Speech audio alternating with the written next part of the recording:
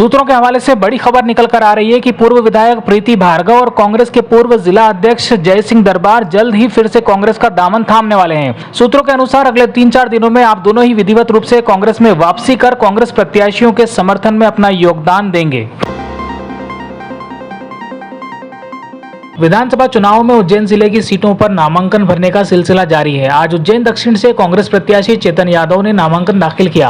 आप दोपहर को चंद कार्यकर्ताओं के साथ कोठी पैलेस पहुंचे और समस्त औपचारिकताएं पूरा कर अपना नामांकन विधानसभा क्रमांक 217 के रिटर्निंग ऑफिसर के समक्ष दाखिल किया। आपके साथ मध्य प्रदेश की वरिष्ठ कांग्रेस नेत्री शोभा ओझा और शहर कांग्रेस अध्यक्ष रवि भदौरिया भी मौजूद थे।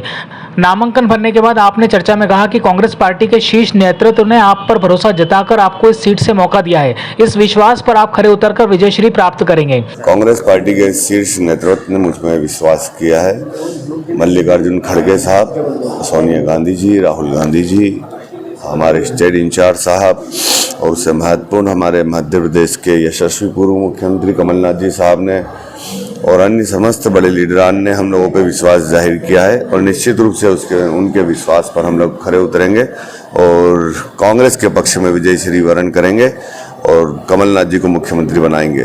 वहीं नामांकन के बाद दक्षिण विधानसभा क्षेत्र के वार्ड क्रमांक 40 और 41 में कार्यकर्ताओं की बैठक भी आयोजित की गई। इस बैठक में कार्यकर्ताओं के साथ आगामी चुनाव के लिए रणनीति पर विशेष चर्चा करने के साथ ही आवश्यक दिशा निर्देश भी दिए गए। वहीं उज्जैन दक्षिण सीट से कांग्रेस प्रत्याशी माया त्रिवेदी ने भी अपना नामांकन दाखिल किया। आपने चर्चा में कहा कि जनता में कांग्रेस को समर्थन देने के लिए उत्साह है और अब बाबा महाकाल अपना आशीर्वाद देने के लिए तैयार है। त्रुटि तो कुछ भी नहीं थी, कुछ नया जोड़ा था चुनाव आयोग ने, वो पूरा कर दिया है और आज फॉर्म भरा है। और फॉर्म भरने का सबसे बड़ा उद्देश्य कि पिछली बार सम्मानीय कमलनाथ जी मुख्यमंत्री बने थे, इस बार भी हम सभी की इच्छा है कि कमलनाथ जी मुख्यमंत्री बने। उनके द्वारा चलाई हुई योजनाएं जो पिछली बार भी जनता को उसका बहुत लाभ मिला था, चाहे हम 100 रुपये 100 यूनिट बिजली की बात कर लें, इस बार वो फ्री रहेगी।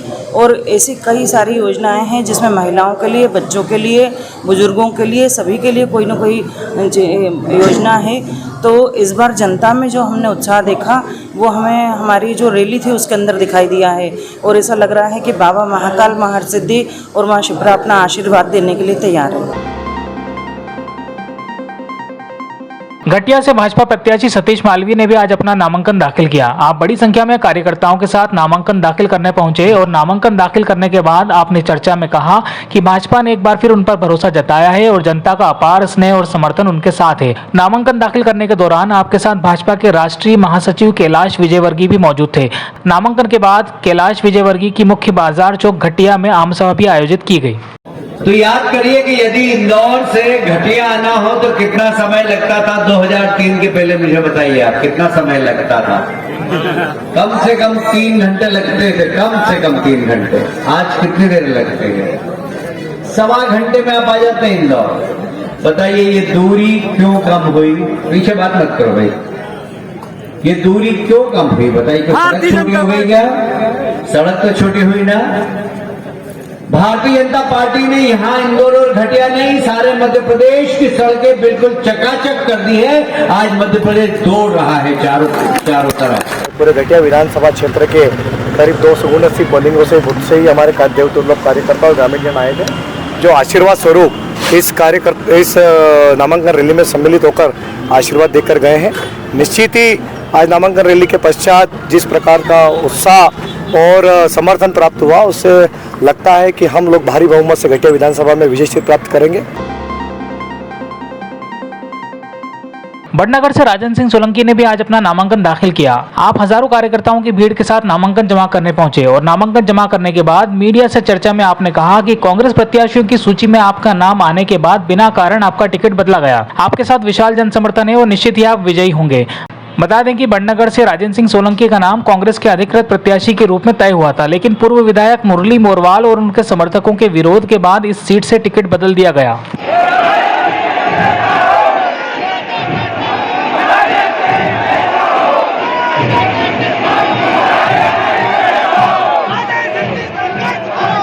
कांग्रेस द्वारा मुझे दी गई लिस्ट में नाम आया था, तो बिना किसी कारण के टिकट परिवर्तित कर दी। क्यों परिवर्तित कर दी कि उसका कोई कारण नहीं, ना कोई मेरा कोई आपराधिक रिकॉर्ड है, ना मैं ऐसा भी कि मैं सर्वे में नहीं था। तो सर्वे में था तो मुझे टिकट दी गई और फिर कुछ दिन बाद का सर्वे चेंज हो गया। इन सब बातों को लेकर नामांकन दाखिल कर रहा हूँ चुनाव। जैसे जैसे चुनाव की तारीखें नजदीक आती जा रही हैं, वैसे वैसे राजनीतिक सरगर्मियां भी बढ़ती जा रही हैं। भाजपा के वरिष्ठ नेता और केंद्रीय गृह मंत्री अमित शाह 29 अक्टूबर रविवार को उज्जैन के शहीद पार्क क्षेत्र में उज्जैन उत्तर और दक्षिण से भाजपा प्रत्याशी अनिल जैन कालूहेड़ा और डॉक्टर मोहन यादव के पक्ष में आम सभा को संबोधित करेंगे।